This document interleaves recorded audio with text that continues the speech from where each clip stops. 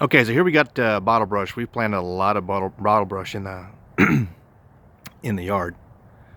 It may not show up, but we plant them because they're really loved by the pollinators, especially bees, wasps.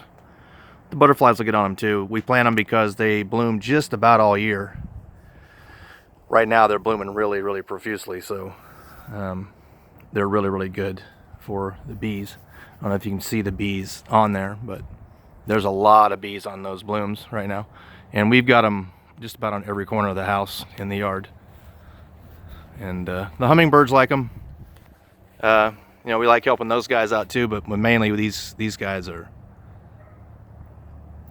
here to keep the bees happy. We get a lot of bees on these bottlebrush every year. And then we also have almond bush, which is right here. I just pruned these back probably 3 weeks ago, maybe. But these bloom just about all year long too, and they grow really fast. Those have grown since I pruned them a little over 2 feet. They have a nice white flower on them. All of those stems will have white flowers on it, and the bees and all your pollinators really love the almond bush too. And then right now I got Wisteria back there blooming. There's bees and all kinds of stuff on that. We try to keep something in the yard blooming as much as we can for as long as we can, so the bees will have plenty to eat, and they can do their business. Some may or may not know, but our bee population, and well, you could say in the world, especially here, they're in trouble because we spray everything with insecticides, and they get killed by them. Insecticides don't really discriminate; they kill everything.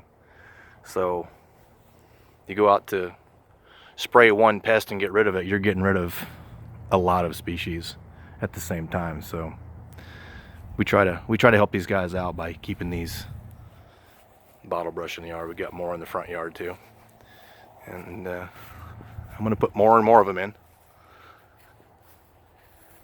And those almond bush, they grow fast, very cold hardy. We've got more bottlebrush down there. There's 2 more down there. So the almond bush, they're really cool and they smell good. They do a lot of good in the neighborhood, just like the bottlebrush do for the pollinators. So I don't know if the camera picks up all the bees on these, but there's a lot of bees on them right now.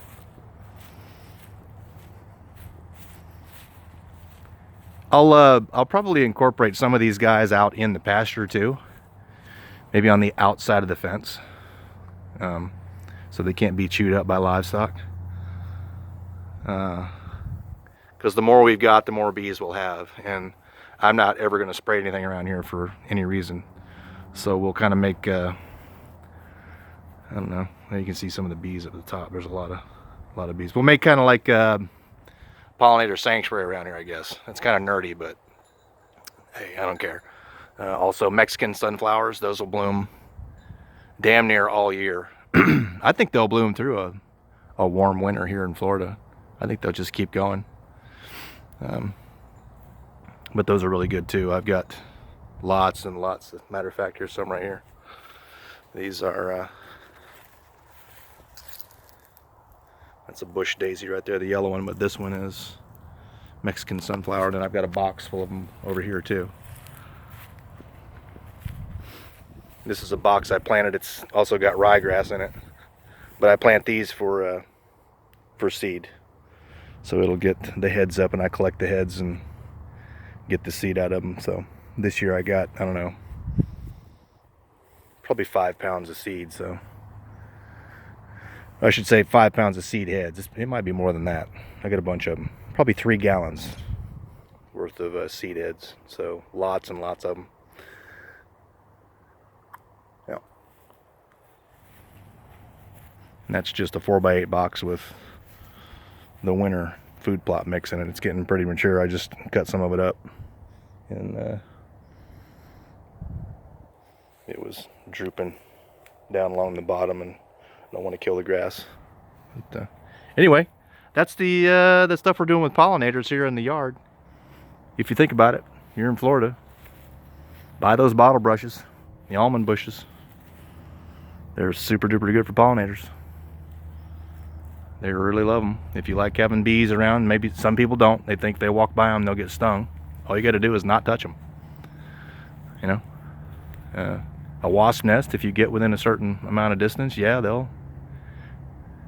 they can get cranky, but as long as you're not poking them with a stick, they actually will just chill out and do their thing. I have standing orders in the yard not to spray wasps around here. And that sounds crazy to some people, but you just leave them alone. They won't hurt you. They're just doing their thing like everybody else. So if you walk up there and swat it with a stick, yeah, you're probably gonna get stung. Or if you accidentally, if you don't know they're there, and you walk into it, yeah, they'll sting you. They will. But like these bees right here, here. A lot of people are. Now if you're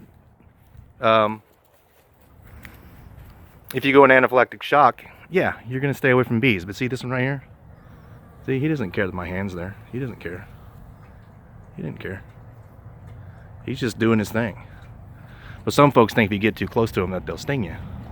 And that's not the case. They have defense mechanisms just like we do. But they're not gnawing at the bit to use them, you know? They're just out here eating. They're collecting stuff, and if I go up there and pinch him on the butt, yeah, he's gonna get mad about it. See how close I am to him? He don't care. You could say, well, he's busy. If he's just sitting there, which busy bees don't really just sit, but they're really not a threat to you. They don't care about you unless you threaten them in some way, which means touching them or bumping into them or whatever. Then they react like anybody else would.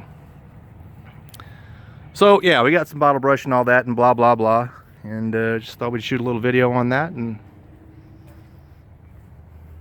yeah, we'll do an update on actually I can probably just let me shoot this out over the fence. The rye, I've got lots of rye that's getting mature, and I've got a lot of rye that's planted later that's coming up. All of those white flowers out there, that's radishes that are flowering out. And then all of those tall green shoots out there, that's all rye. It's put on seed head, and then there's 2 other earlier dates of rye out there that's, I don't know if they'll mature. They'll probably just stay vegetative, because we're going to warm up pretty quick here. We're what is this, March 14th? So we'll probably shoot another video on what's going on out here, and well, maybe, I don't know, maybe dig a hole and see if we can find some worms or whatever and see how the soil looks. All right, see you for now.